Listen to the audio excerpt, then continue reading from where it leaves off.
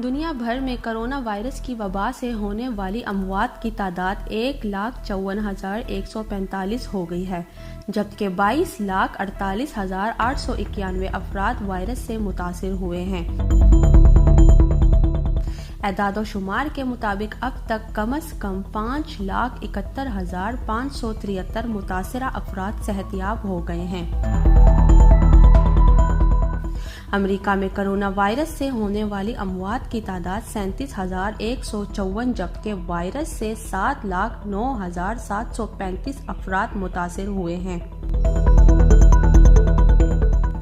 Italy virus से सबसे ज़्यादा मुतासिर होने वाला दूसरा मुल्क है, जहां कोरोना वायरस से 22,745 अफराद हलाक और 1,72,734 मुतासिर हुए हैं। Nausheen, sports story talk news.